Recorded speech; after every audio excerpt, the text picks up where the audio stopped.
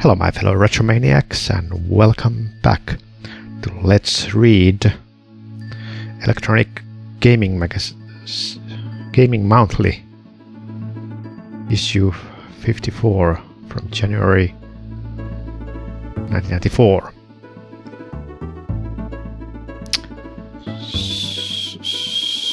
What we have here? Oh, Sega Little Enforcers for Sega CD.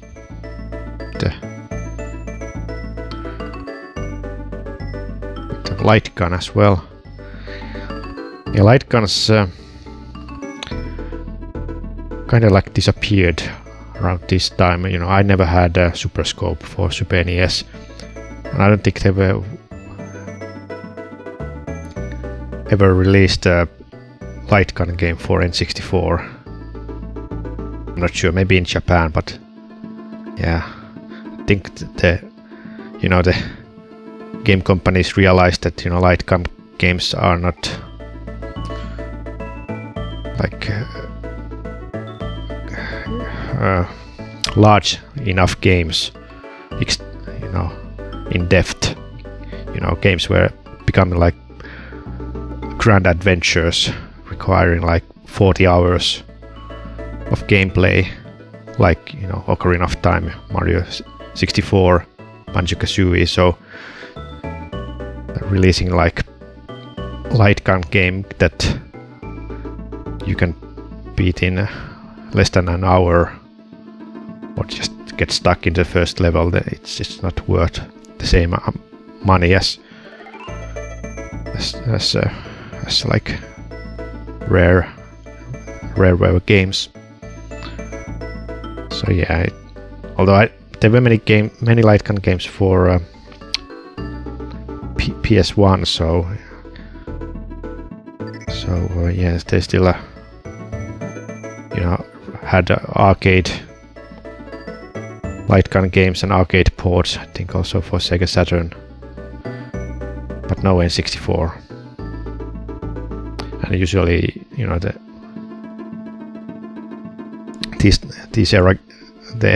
these types of games, they had like full motion video, so they were quite cheap to make. Just to record some full motion action, and then the only thing that's on the screen is like those sprites of like blood or something, when it would like cut to a different scene where the enemy gets hit. But yeah, those were just lazy.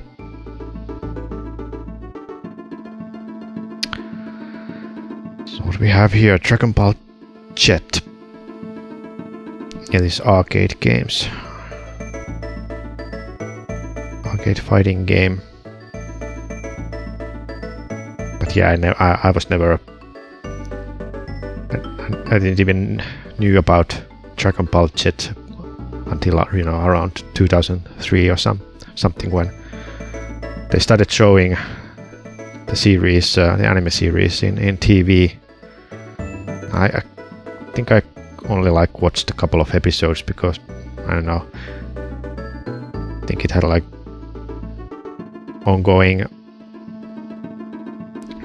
continuing story. So if you like catch an episode in the middle of the series, you do not understand anything what's going on.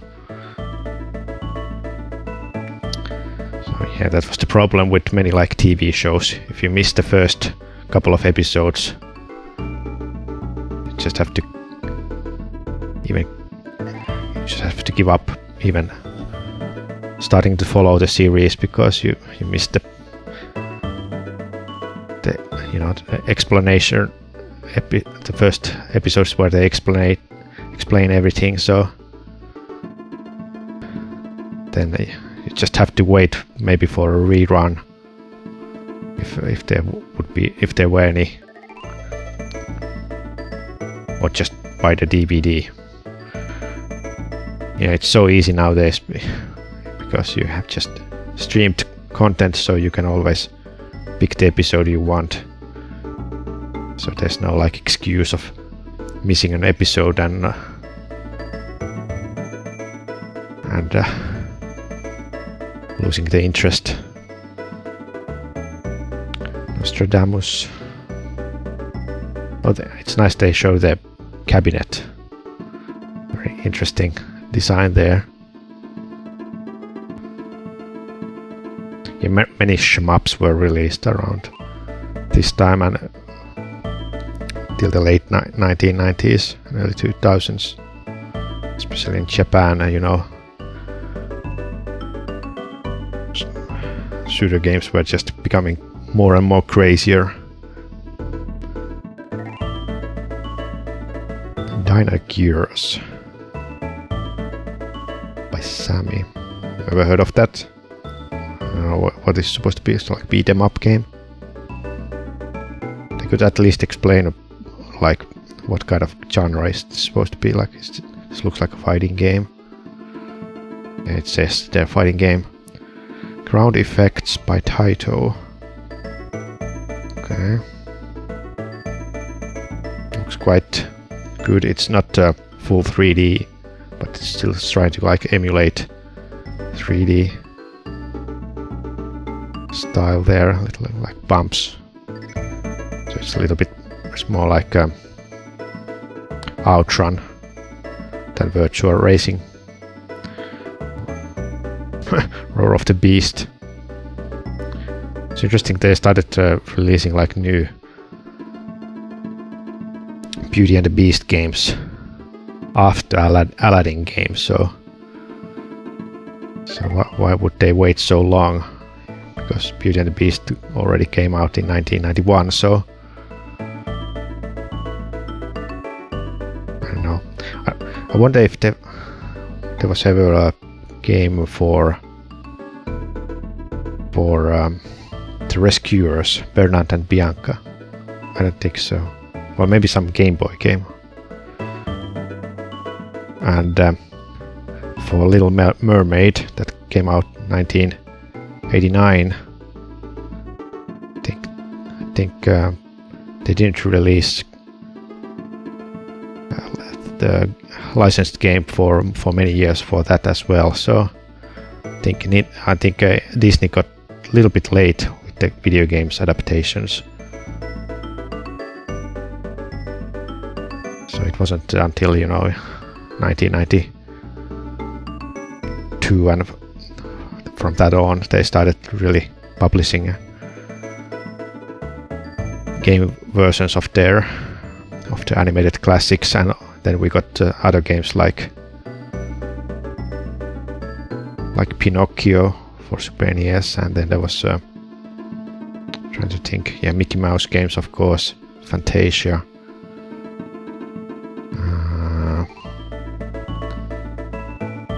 And Jungle Book, and but many games never got any video game version. I don't think there's ever been a Dumbo related video game or Bambi video game or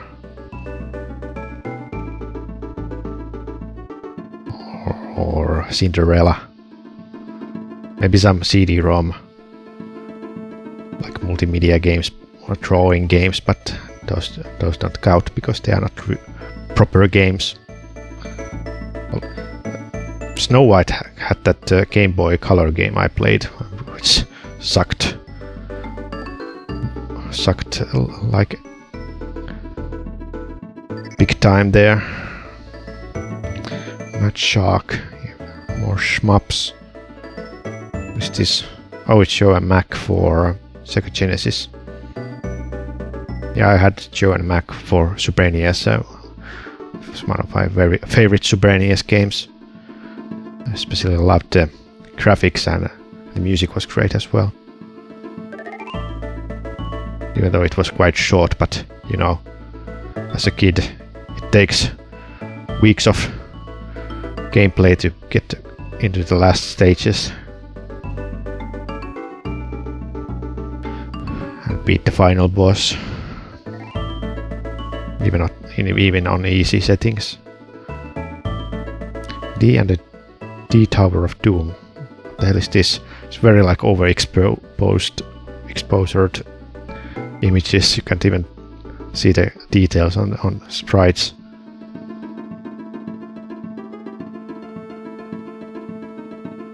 Oh, it's Dungeons and Dragons. I was like, what the hell? Yeah, I think I played this already. Yeah, it's a great game. I was like, who the hell is D&D? It's like some kind of a law firm or some kind of rapper. D&D. Like I'm a little bit slow today, evidently. Captain American Adventures. Full-sized arcade game. Win me.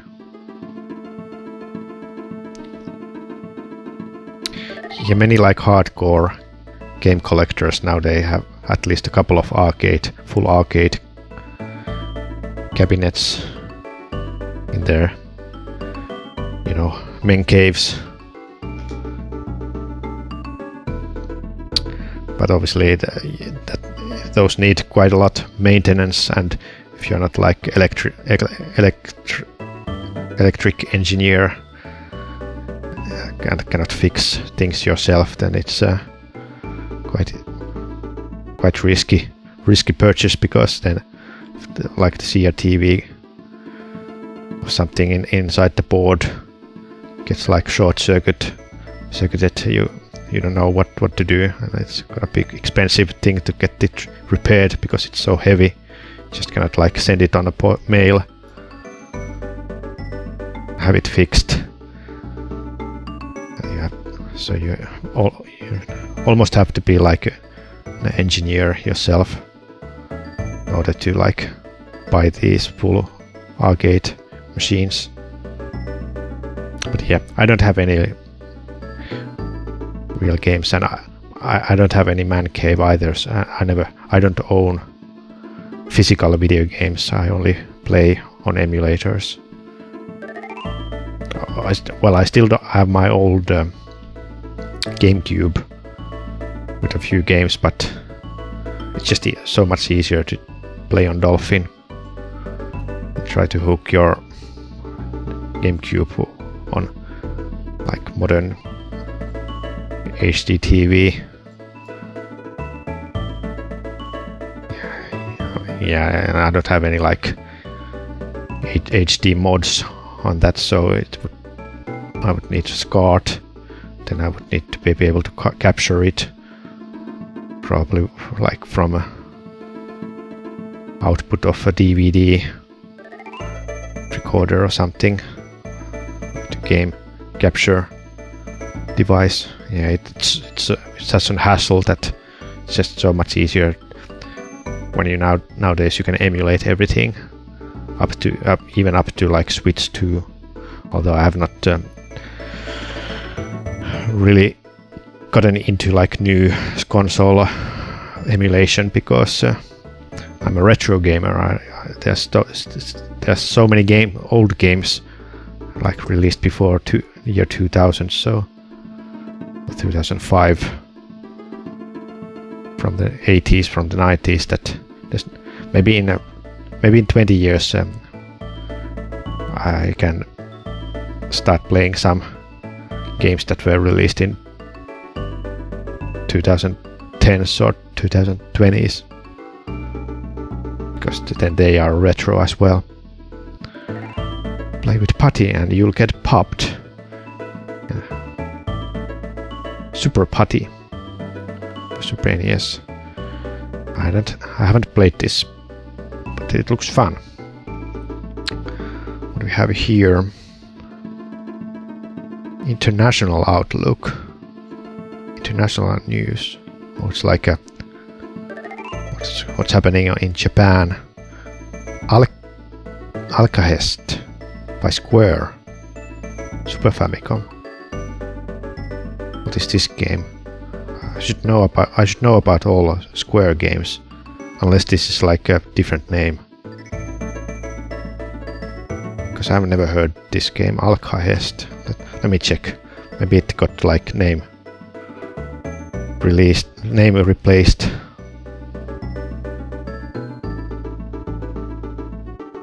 When it was released outside. No, it's Alcahest. It was never released outside Japan. Well, there's probably like ROM translation nowadays. Let me check if what's its score in Moby Games.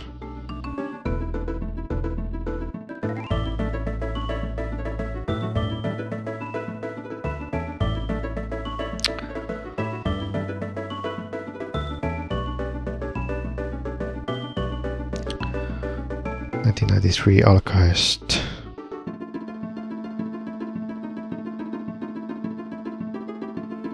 .1 only, so it's not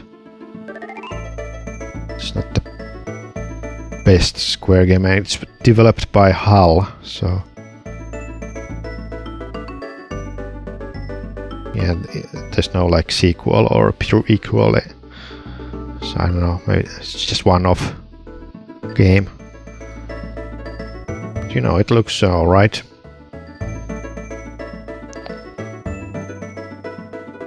Dracula X, simply amazing. Fantasy Star.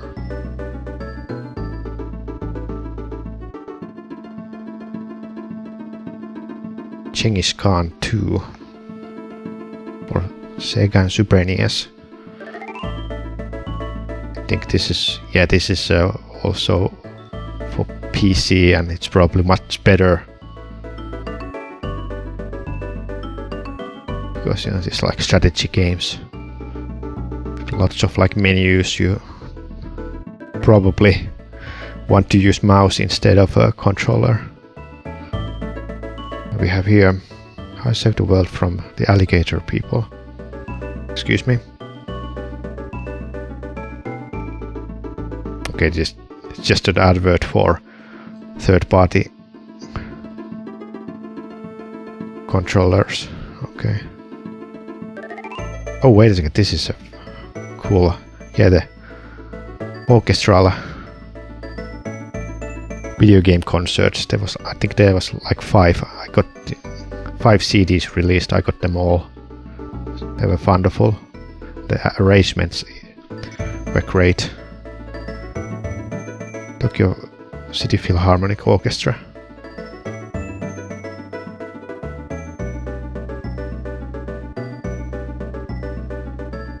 Yeah. And I think some of these like have never been topped because there haven't been too many like orchestral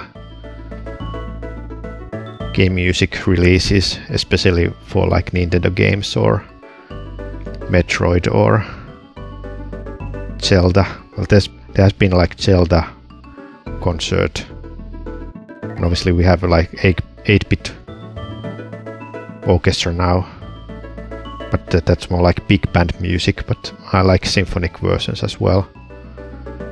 Yeah, but it's obviously quite expensive, and especially Nintendo, I think it's quite nifty to give a license for orchestras.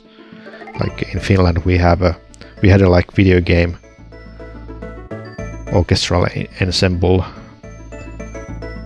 that was doing video game concerts before COVID, but they couldn't have any like Nintendo music because they couldn't get the license from Nintendo. I don't know how a 8-bit band got the license for Nintendo music.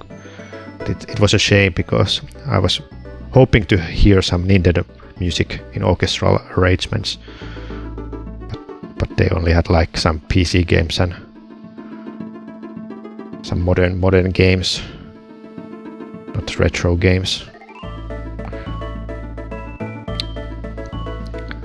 Remember those songs? Well, the Zelda was already just 1 year old, so it's a modern game. It's modern music they were playing, like Secret of Mana. Fantasy Star for Sega. This is just a... Isn't that just a re-release? Or is this a sequel? Because originally this was for Sega Master System. Maybe it's the sequel. Formula 1. Genesis. We have Capcom Parade in Osaka. Can you imagine seeing a video game parades nowadays? Well, maybe in Japan, but it's just weird to think.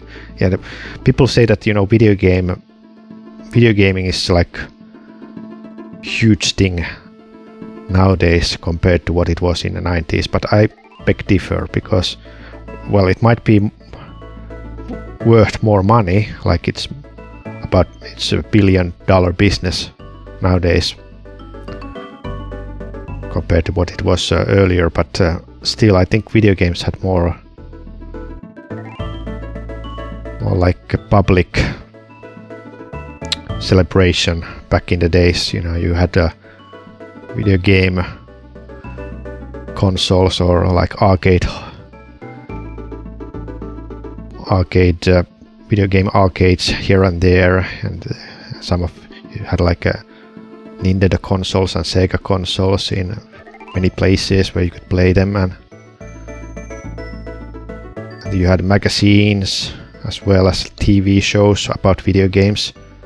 None of that exists now. Just the video games are part of the culture, but it's not shown outside of internet really anywhere. Even the like E3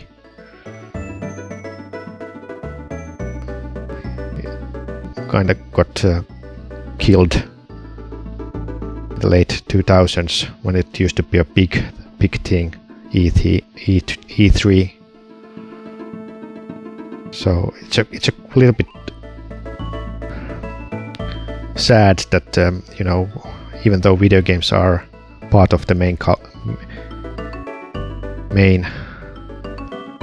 culture nowadays, it's still like hidden in the internet and not visible like it used to be.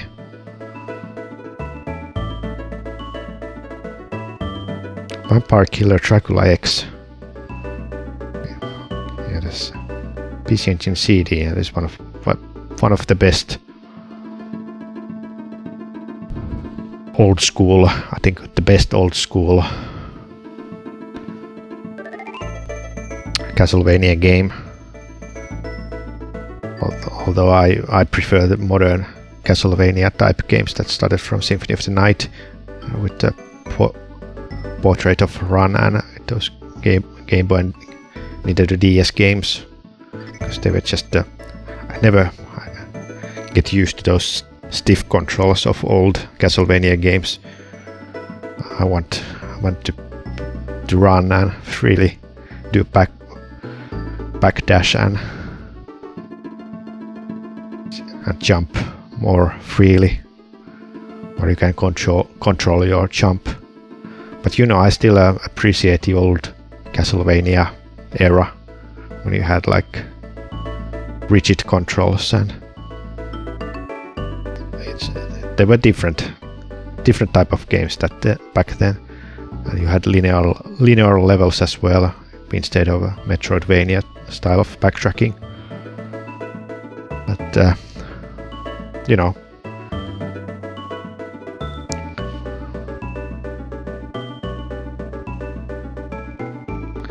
we have the both worlds. You can play the old games, you can play the newer games. So yeah, awesome possum. Yeah, it's really, you can really tell this is 90s gaming magazine. There were so many different mascots that were trying to get popularity, but failed miserably. It's interesting that like for PlayStation, Crash Bandicoot managed to do it. But I guess there was no too much competition back then for other mascots. I mean, Bubsy was already out for PS1, but it just failed completely because the game is so bad. But yeah. And 3DO, I don't think it had, well, maybe Gex was like a mascot for 3DO. Jaguar tried with Bubsy maybe. And obviously Sega had Sonic. But yeah, you really cannot compete against Mario and Sonic. So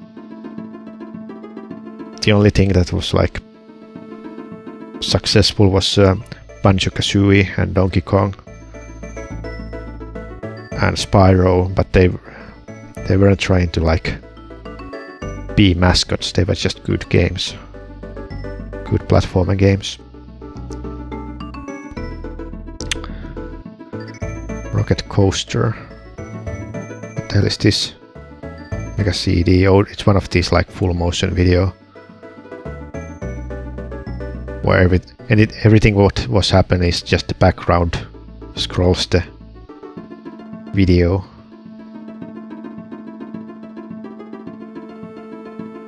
The faster you go. So yeah, it's not 3D. You cannot like turn the angle. It's just like watching a video. You could do that with the laser disc. What was the console called? Laser Drive or something? That similar kind of games. Tetris Battle Gaiden. Okay, what was that? Race Driving. Okay. Sega Genesis. Astro Boy for Super Famicom. I have not played that.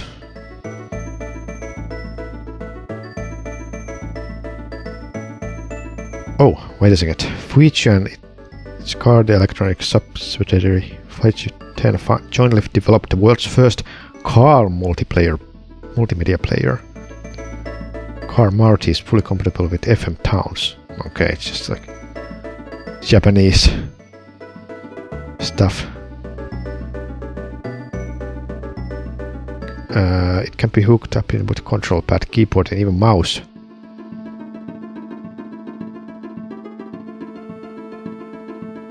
Where is the monitor supposed to be in a car? I don't know. Yeah, it was a ridiculous idea before like LCDs to have any kind of a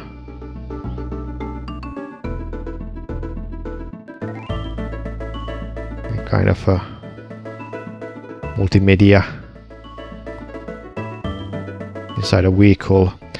Yeah, the time span when cars would have like screens, and it was very short because quite quickly, you know, there was like handheld devices and finally smartphones that replaced the need of having like full LCD screen embedded in a car seat. I think even now I feel like airplanes, I think they still have screens on planes, but I think many people prefer not even using it. They just want to use their own phone or tablet instead of watching the plane screen at the back of the seat. Yeah, I haven't been in for years in a long travel plane where there's any like multi entertainment on flight entertainment. It's only on like long plane trips, like to Asia or to America. But in European flights, there are no. The planes don't have any like in flight entertainment. But yeah, I would think that will also die at some point because people just don't care about these screens anymore. So probably the plane builders also realized that they can save some electricity if they don't have those entertainment systems built in. The Lost Vikings. Okay, I think the adverts. Best parts of the adverts is that there's always this like custom art style that was made for the adverts. So I like that. I like that art style here. Zamuse of Japan. Okay, I don't know what this game is supposed to be. It's like some kind of Pokemon type of game. Game of Hello. Okay, it's a board game with cute cats. And NEC LD-ROM 2 system. Laserdisc games. Oh, yeah. Laser Active. Yeah, that Laser Active was the thing I was referring when I saw this rocket coaster. It's just a video with some sprite action going on top of that video layer.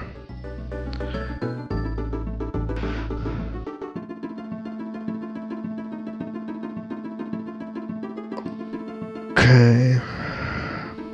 Band Presto. Yeah, I wonder if they had to just translate the name without even knowing the final release name. No Problem Cats, Super Robot War X.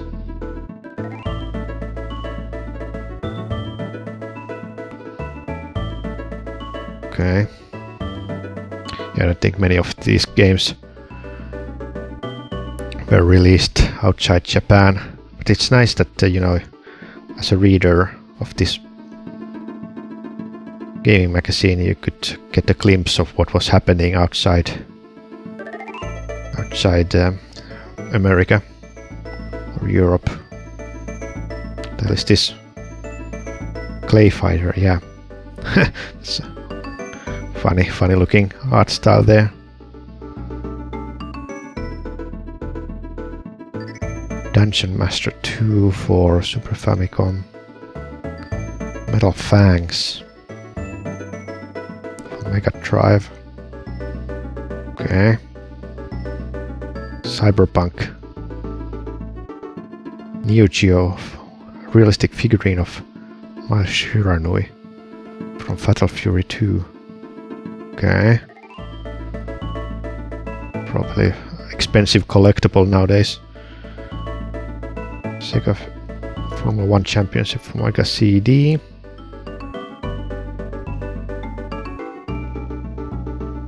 This game looks hot, or does it not look simply amazing?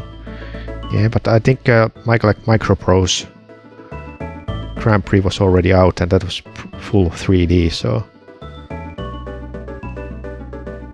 nothing could beat that game. Sengoku. Okay. We have here Muhammad Ali.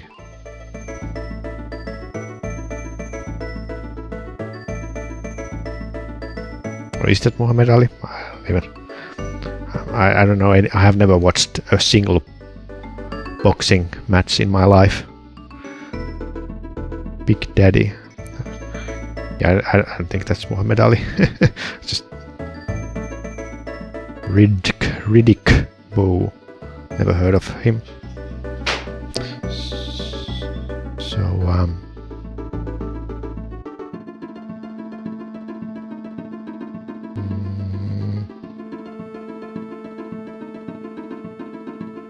oh, tricks.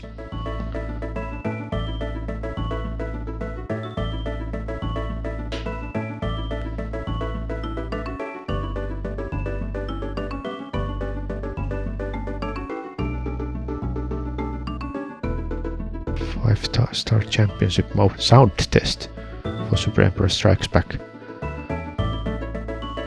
Hold A, B, X, Y and down and press start. Just more. Okay, cool.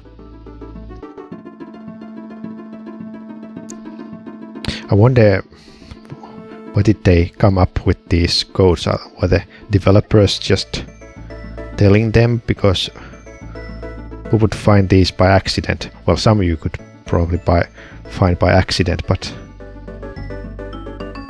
some were so tricky that probably not a single person out except the developers or programmers themselves knew about these secret codes. So I'm always interested of how exactly the gaming magazines or people actually found these things, you know, before the era of debugging or going through the through the code of the ROM, reverse engineering, cheat sheet, Robo Alesto, stage select, character color change for Run Saber, replenish shield for Silpheed. Okay. Medieval. Like that. If you have that big of sword, why would you use it for cutting a paper? Just buy scissors. What is this game anyway? Looks like a Castlevania type of game. Or not. Never heard of it. Wait a second. Legend. It's called Legend and not Medieval. Okay. It's like, what the hell is that title?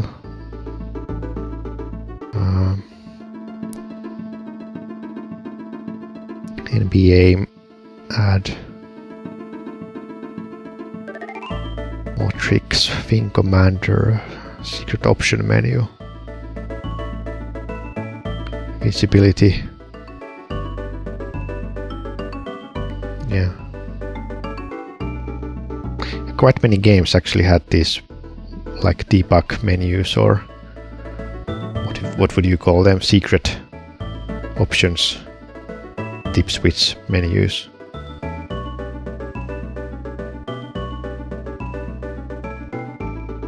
Usually the games I played, like, you know, Super Mario. Then Super Mario never had like any secret cheat codes you could input.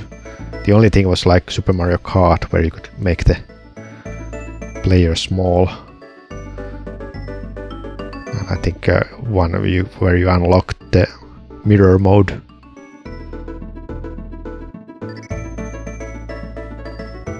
But yeah, I guess Nintendo thought that, you know, they are so respectable game company that they don't wanna like lessen the game experience by allowing cheating, like making it look like having a game or PC game with like music test or so on.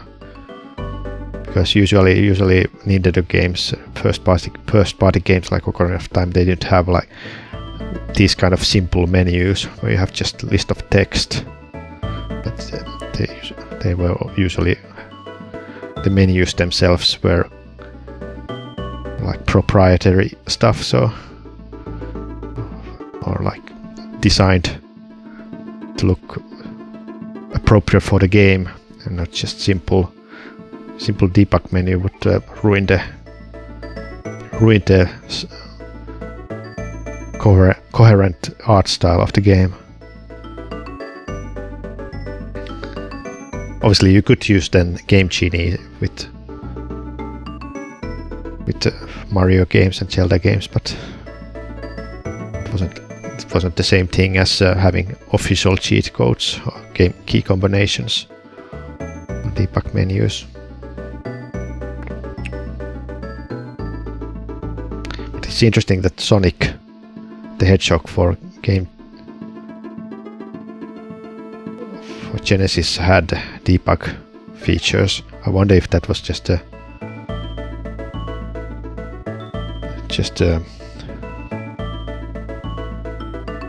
mistake by Sega. I don't know if the sequel games Sonic 2 and Sonic 3 kept that debug menu. Maybe they just left it for the first game and thought that no one would find it. But it would have been nice, you know. I would have enjoyed if there had been like a debug feature for or like Ocarina of Time or Donkey Kong 64 or like Yoshi's Island, where you could have invincibility or scroll the level or make your own type of levels, add in enemies and so forth. It would have been interesting.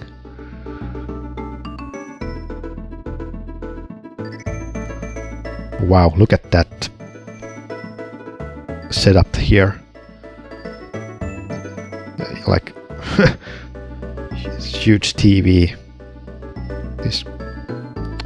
These like subwoofers and jeez. I want that. I'm like Homer Simpson. Pandemonium. 40-inch monitor. Wow. Dolby Pro Logic surround sound.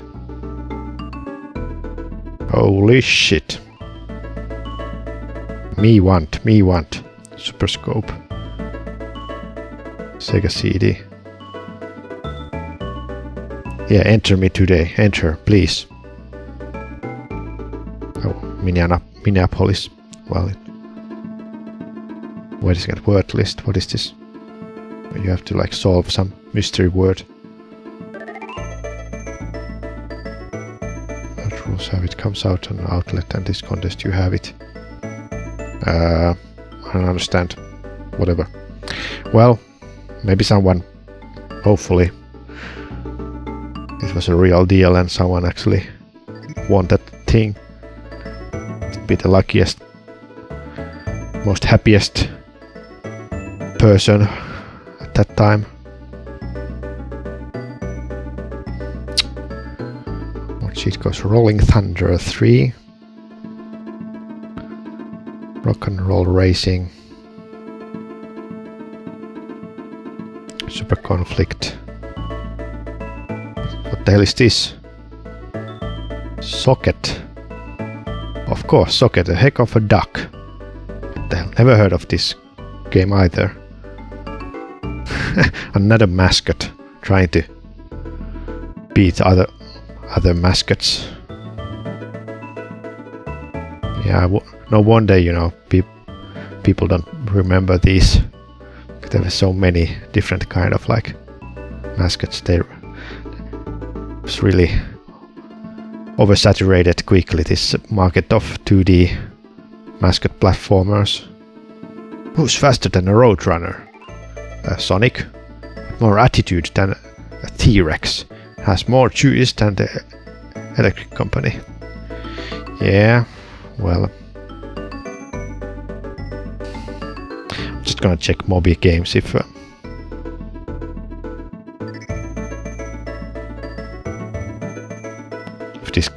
this game is good at all.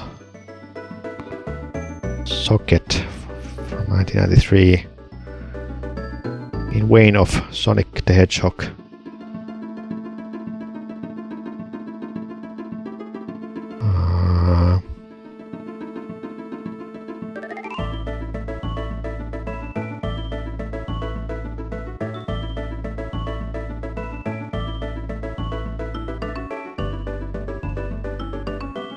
Well, for some reason, Moby Games is not responding.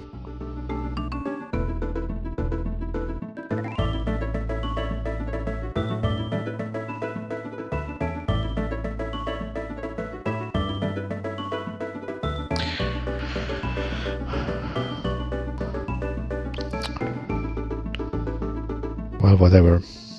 Conflict, Rocky Rodent. Yeah, I think I will.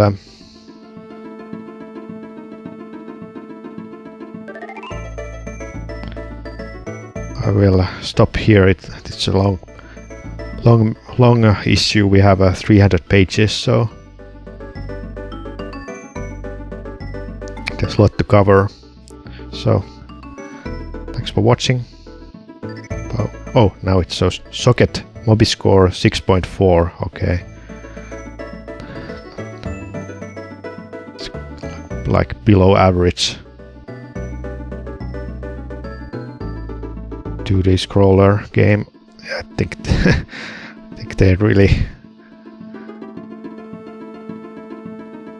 tried to hype the game, but they failed. So thanks for watching. Bye bye.